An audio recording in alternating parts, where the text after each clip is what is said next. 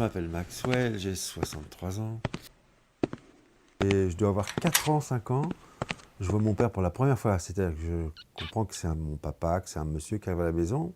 À l'époque, c'était la reconstruction après-guerre. Mon père était charpentier, donc il participait à cette période. Les hommes rentraient au bout de 6 mois seulement de déplacement. Un nouveau dans la maison, un autre homme. Ça m'impressionnait. Et puis surtout, le jour où je l'ai vu monter, faire une maison en bois, c'était l'atelier, le long de la maison. Il avait fait un atelier en bois. Et alors pour moi, ça me semblait immense. Je le voyais là-haut, là, en train de taper avec ses marteaux, ses bouts de bois, tout seul. Ensuite, c'est surtout les histoires de voyage qu'il racontait. Ça, c'est lorsqu'on était plus grand, j'avais déjà passé 11 ans, on comprenait mieux. Et puis, il y avait aussi, pendant cette période, tous ses copains charpentiers. C'est des grands cochers là-haut. Ça m'impressionnait, voilà, de les voir travailler avec des outils, de transformer, de faire une maison, quoi, simplement même. Voilà, je quitte Paris. Le laboratoire où je travaillais, chez L'Oréal, je décide de changer de vie, effectivement. Et je me rends compte plus tard que je suis sur les traces de mon père, quoi. Je veux faire un métier où je puisse voyager, avoir le même esprit d'équipe, rencontrer des gens qui vivent comme ça en voyageant. Ça, c'était un vrai rêve. J'ai été servi, voilà.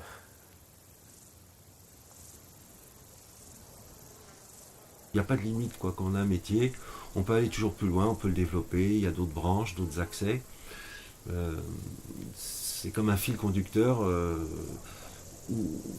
Tout, et les plus jeunes, ce que je leur explique toujours, je dis, si tu fais ce que tu veux comme métier, mais franchement fais-le parce que tu as envie de le faire. Parce que s'il faut tous les matins te payer le trajet, tous les inconvénients qui vont avec un métier aussi, parce que ça existe, je dis, tu tiendras pas. Pour peu que ce soit un peu dur ou les conditions un peu difficiles.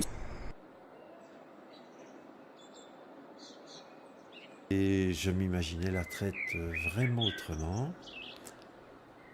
Et je suis le premier surpris, puisque la première année me semblait, de toute façon, une sorte d'année sabbatique quasiment, mais une année sabbatique, ça va bien, mais deux, je, je commence à tourner en rond et j'ai eu une vie tellement active et puis l'habitude de vivre en, en collectivité, c'est-à-dire en groupe, en tout cas en équipe, que ça c'est un grand vide pour moi de me retrouver à la retraite sans le lien social, c'est-à-dire tous mes copains, mes amis charpentiers, avec lesquels je partage quand même les mêmes conditions et puis aussi le même plaisir, quoi. C'est un métier par excellence qui repose sur une équipe. Voilà.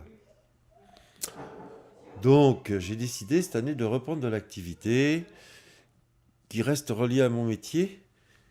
Voilà, sans en avoir, disons, les parties les plus difficiles, c'est-à-dire le levage, porter les bois, un peu de taille, mais surtout l'étude, et puis la retransmission un peu d'expérience.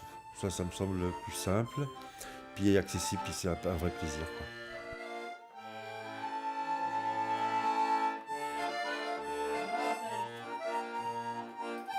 Vraiment, l'aboutissement pour moi, ça serait de retransmettre ce que j'ai appris. Tant que j'ai cette mobilité et j'ai cette capacité encore avec ma tête à faire fonctionner des choses comme celle-là, bah voilà, je veux le faire, quoi. Après, bah, quand ça sera l'heure, bah, ça va se faire tout seul, là, je pense, hein.